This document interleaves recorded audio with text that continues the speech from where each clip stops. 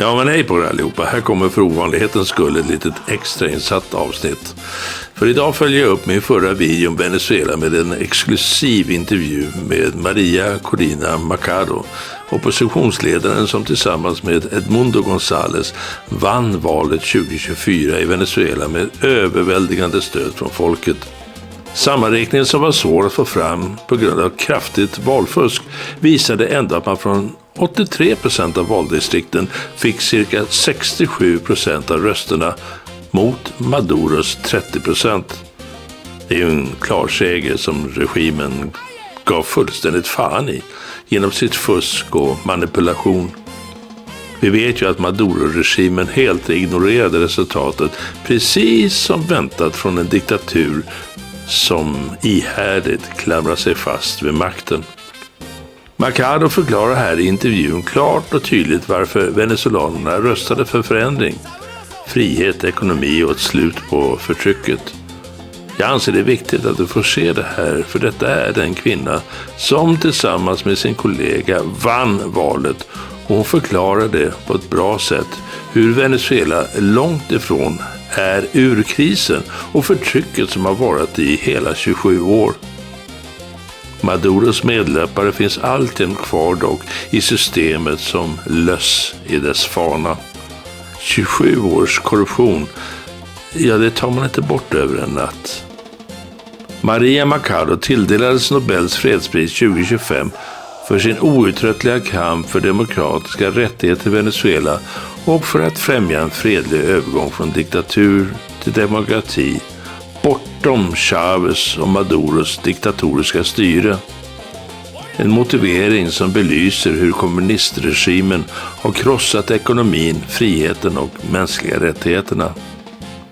Hon tog emot priset med en dedikation till Trump som hon sa förtjänade det för hans stöd till oppositionen. Och såklart blev det ju ett nytt ämne för libertarderna att hata ännu lite mer. För att oavsett vad han gör, säg bara att Trump gick ut med hunden i morse och genast kommer nog krav på att alla kennlar ska läggas ner. Ja, det är numera helt utom all rim och reson. Tyvärr så får vi i väst, särskilt i Sverige, aldrig ens i närheten av fakta och sanning från vänsterliberal dyngmedia. De mörkar regimens brutalitet och man undrar varför. Vad är deras motiv? Över 5 000 människor har dödats av säkerhetsstyrkorna bara under de senaste åren. Miljoner har flytt landet på grund av svält och kollapsad ekonomi. Men på tuben sitter otroligt nog rent efterblivna och försvarar diktatorn. Man fattar inte att mänskliga hjärnor kan falla så lågt. Men vi börjar ju begripa att i kloaken så simmar de mest vedervärdiga krypen. Varför verkar de vilja att folk ska lida under sånt förtryck? Det är vidrigt. De snackar bort det som USA-imperialism istället för att stötta folket. Jag kan tala mycket om det här, men det skulle ju nu bara vara en kort intro. Samtidigt som du får se lite bilder på människor som firar. Men hallå, får de fira och vara glada för de där vänstergängarna? Och på tal om USA, det påstås att Trump inte ser Maria Maccado som okej. Och det stämmer delvis. Han har sagt att hon saknar respekt och stöd internt för att leda och valde istället att packa Delcy Rodriguez för stabilitetens skull. Men trots det så planerar han att träffa Maccado inom kort. Jag tror de får ett intressant samtal. Men får jag gissa bara en liten stump så är troligen Trumpen strategisk igen. På ett sätt som de allra flesta inte förstår. Han vet mycket väl att Maccado och Gonzales vann valet 2024 i en jordskredsseger. Mycket större faktiskt än den som Trump själv fick, även om den var stor nog. Nej du, jag tror igen att han spelar 4D-schack och kommer att överraska. För den tanten som nu sitter som interimspresident, hon är inte rätt, självklart inte. Hon är befläckad så det räcker. Och personligen tror jag att Trump vill hålla Nobelprisvinnaren Maria Maccado så att säga ren och oförstörd fram till de kommande valen. Att man först rensar avloppet bildligt talat i det interna nedskitade systemet. Och sen när valen väl kommer så vinner Maccado och kan då tillträda i en avsevärt starkare position. Hon kommer inte att vara nersmutsad av den upprensning som nu först måste ske i landet. Och till sist så måste jag bara nämna det just nu stora hoppet. Precis som venezuelanerna nu reser sig så kanske äntligen Iran nu får sin chans efter 45 år under mullornas fruktansvärda terrorstyre. Där regimen har avrättat, sägs det, över 55 000 människor godtyckligt, troligen avsevärt fler. Och miljoner lider i fattigdom och terror. Och svensk skitmedia har mage att beskriva det som händer i Iran som en protest mot klimatpolitiken. Förstår du hur fullständigt offside och verklighetsfrånvända våra tokmurvlar är? Vänstermedia blundar som vanligt och spelar bort korten. Men hör mig, folk i alla diktaturer förtjänar frihet. Nåväl, nu lyssnar vi på Maria Maccado för att hon inspirerar. Och jag tror att Nobelpristagarens ord ger dig en bild av hur du verkligen ligger till. Så varsågod, här kommer samtalet. Thank you again for joining us. We do really appreciate it. We're here in Miami, the state of Florida, huge Venezuelan population. There have been celebrations here. People are very happy. Maduro is out of power. I'm curious though, you've talked to people inside Venezuela. How are they feeling there? Well, it's very hard to explain how the Venezuelan people, not only around the world, as you have said, but in Venezuela feel at this moment. Remember, it's been 27 years of pain, separation, violence, devastations, families separated. And finally, we are seeing that freedom is close and the possibility to bring our children back home to a free and prosperous nation that we will build back all together. So people are excited, but conscious that we're not there yet. It's a process that a big step has been taken, but there are much more things to do in the days to come. When it comes to those things to do, freedom is close, but not yet here. Are you the person to lead Venezuela into that next chapter of freedom? Should you be the next leader of Venezuela? Well, the people of Venezuela have already chosen. And if there's something I feel proud about, is how Venezuelans have understand that this is a personal, individual decision. It's not a matter only of leadership. It's a matter of a whole society committed to do what it takes, to take responsibility for our own future.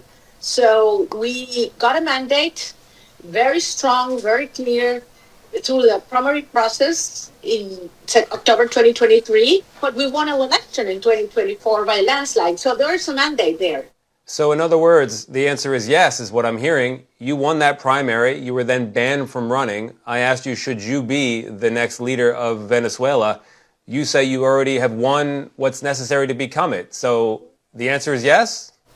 Absolutely yes. And we have a president-elect who is Gonzales, and we are ready and willing to serve our people as we have been mandated. The Trump administration, and Donald Trump in particular, surprised, even shocked some people by saying he does not support you as the next leader of Venezuela or your party. He said for you, you're nice, but you lack respect in the country and that it would be tough for you to lead. Have you spoken to him since Maduro's capture? And what would you say to him? What do you want him to know? No, I have not spoken to him this year, and I have insisted in a clear message on behalf of the Venezuelan people. We are very, very grateful A few weeks ago, people would have said it was impossible to reach this point. And President Trump's leadership and courage has brought Nicolas Maduro to face justice. And this is huge.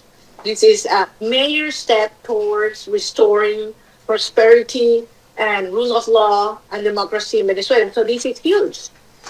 We are not there yet. We realize we have huge challenges, and we are willing to work together, not only with the United States, but with many other countries and leaders around the world that understand how critical the stability in Venezuela and democracy in Venezuela is for the Western Hemisphere. Ms. Maccado, if I could just follow up once, we already mentioned that you won that primary, record support. Your party, after you were banned from running, won the election legitimately, and yet Donald Trump says it would be tough for you to lead. Help me understand why he would say that. Well, certainly Venezuela, as you know, has been taken over by a criminal narco-terrorist system. All, you know, the enemies of the United States forces from Iran, Russia, Cuba, terrorist organizations such as Hezbollah and Hamas are freely operating in Venezuela. The guerrilla, the Colombian guerrilla, drug cartels, and certainly there is fear that these groups will resist a peaceful transition. Nonetheless, I have insisted, and I maintain my trust, that a wide majority of the military and police in Venezuela also supports an orderly transition to democracy. So I believe, even though there are fears, and certainly we do not underscore the difficulties and challenges we face, I believe we have a united country, and we have the plans and the team to move ahead in an orderly transition. Just one more question on this, and then I do promise to move on because there is a lot to cover. There is some reporting here in the United States suggesting that the reason Donald Trump has not supported you as the next leader of Venezuela is because he is upset, he's hurt that you accepted the Nobel Peace Prize, a prize that he wants for himself. I know you dedicated it to him, but what's your response to that? Well, certainly I will not interpret or elaborate on rumors. I know that President Trump knows very well what he has done, not only for peace and order and freedom in Venezuela, but many other places around the world. And as I said, since the day one, I believe he does deserve this prize, and I know the Venezuelan people are extremely grateful to him and are looking forward to prove that and to show that and be part of a strong ally in bringing peace, security, and prosperity to the region. And we're going to turn Venezuela the strongest ally of the United States in Latin America.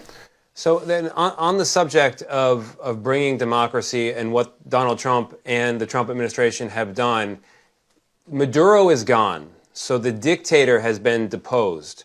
But all of the dictator's lieutenants and deputies are still there. The dictatorship is still there, which raises the question, do you think Donald Trump and the U.S. have done enough as of today to bring about the freedom and democracy you're talking about? Well, they certainly have done much more than anybody thought was possible.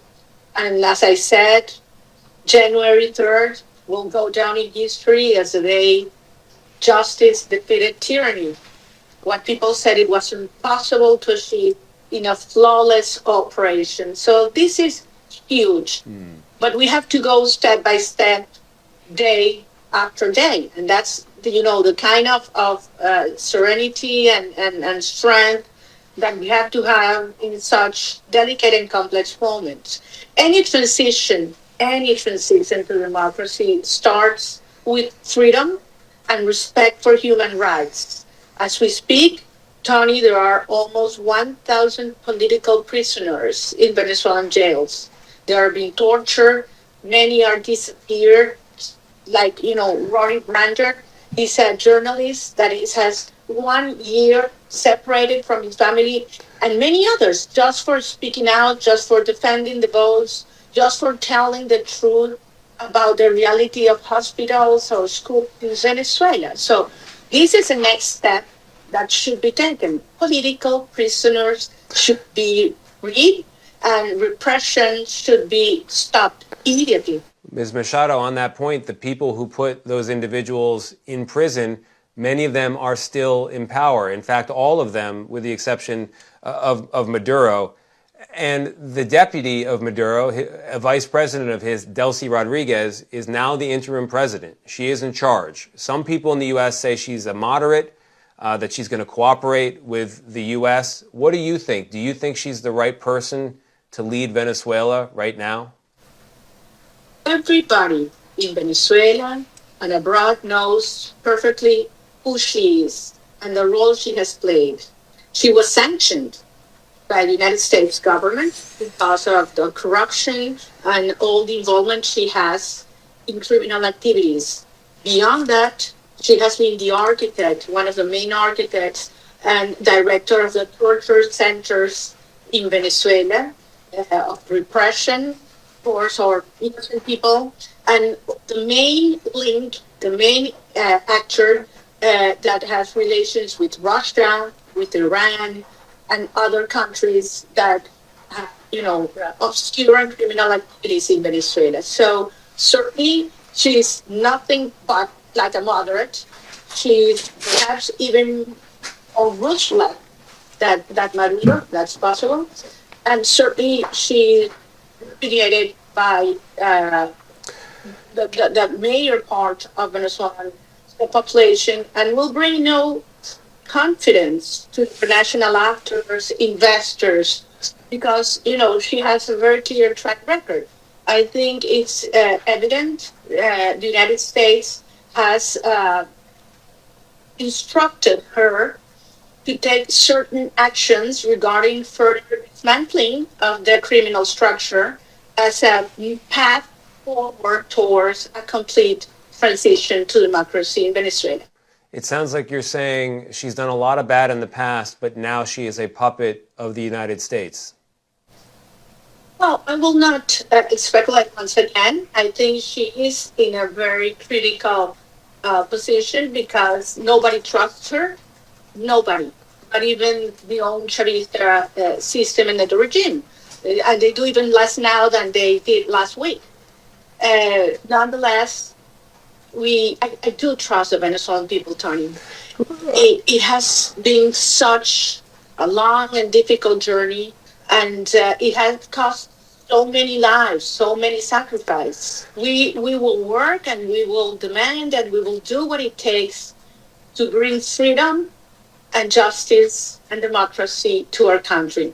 Ms. Machado, I'm confident that the American people all around the world are rooting for the Venezuelan people, absolutely. And that's why they're trying to understand this situation. Given all you just said about Delcy Rodriguez, why do you think President Trump has picked her to stay in office?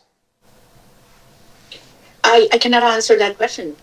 I will only say that we have to see what's happening in the last 48 hours in Venezuela. Just yesterday, an executive order signed by Maduro the day he was captured was published, and it declares a state of external commotion. Yet among the things it mandates is that any individual that supports the actions taken by President Trump should be persecuted and detained. Just yesterday, 14 journalists were detained by the regime. So you cannot think these are good signals regarding compliance with agreements regarding, ensuring a transition, but quite the opposite. So this is a very unstable situation. But as I say, I trust the Venezuelan people, and I also trust most of our military and police also want desperately to have a country where justice prevails. Ms. Machado, we led our show yesterday with that state of emergency in Venezuela, the effort to round up anybody who had collaborated with the U.S. On Maduro's removal. What's your message to Donald Trump about the events of the last 2 days? Well, once again, I want to thank him and his administration for his vision and courage. As I said, many said it was impossible to achieve what has been done so far. I would say, across the Venezuelan people, we've come a long way, hand in hand. What the Venezuelan people did last year when we defeated by a landslide in a presidential election Maduro under, absolutely extreme unfair conditions. So imagine if there had been free and fair elections. We would have won by over 90% of the votes. We'll see what is going to happen in the next elections that come in Venezuela. Let's trust the people. Let's move ahead. Venezuela will be not only a security ally to the United States, but a country of prosperity and a country that will receive back millions that have fled. Donnie, there in Florida, you are surrounded by good, hardworking, family-loving, faithful Venezuelans. A third of a population that have been forced to leave, but they want to come home. They want to come back and work really hard to build a country that will be the envy of the world. I grew up here in South Florida. I went to school with the children of Venezuelan refugees, so I know it well. I know the community very well. Here in America, we're trying to figure out what this is all about. The lack of support for you from the Trump administration and also the motivations of President Trump here. Some people say the U.S. motivation is freedom and democracy for the Venezuelan people. Others say it's about oil or about rare earth minerals or other resources or something else entirely. What do you think is motivating your counterparts on the American side? Well, first of all, Tony, this is not about me. This is about a nation. This is about millions, 30 millions of Venezuelans and millions in the United States and in our whole hemisphere. What's happening in Venezuela has already had an impact, has made the United States a safer country, and will make the whole hemisphere a more prosperous and safe and free region. So it is about a nation, not about a person. And I believe that all those reasons that you mentioned are valid, are legitimate, and are true. It is about security. It is about law and justice. It is about energy security. And it is certainly about human rights, dignity, and democracy. A free Venezuela will be, as I say, the greatest ally of all democracies in the Western Hemisphere. And we are ready to do what it takes. So this is a huge opportunity that happens once in a lifetime. And it's a huge legacy for the Americas, because I am convinced that once Venezuela is turned into a democratic nation once again, we will see also Cuba and Nicaragua follow the same path. It is a very historic moment. I think it will define the year. It could define the decade, even the century. It's a very big deal indeed. Just two more questions. I'm very cognizant of your time.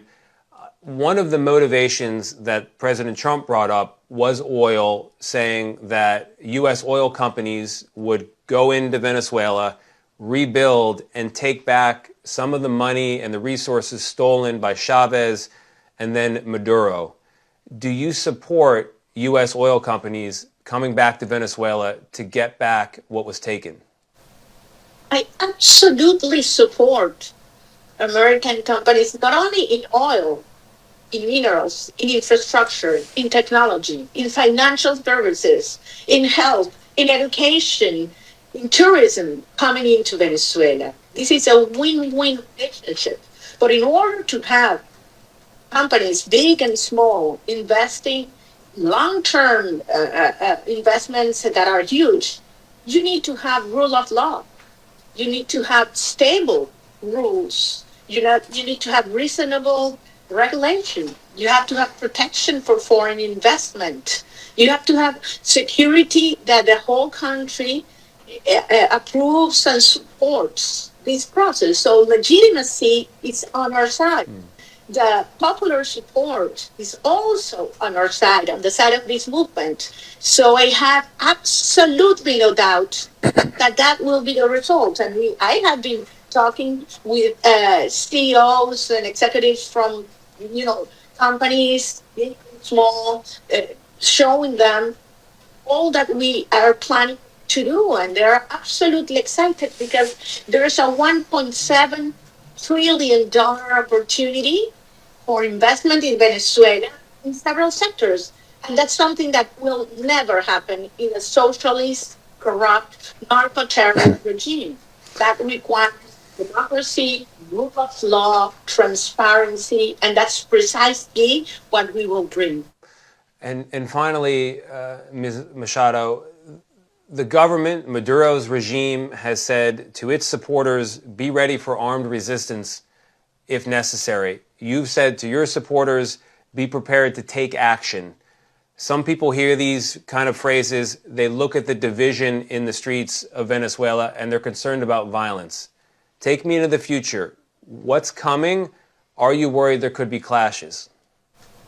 Look, the only thing the regime has left is fear, terror, and repression. And that's why you see in the streets armed gangs. They're not even the military. Not now. And you are seeing people all around the world going out and celebrating, but inside of Venezuela, be very careful.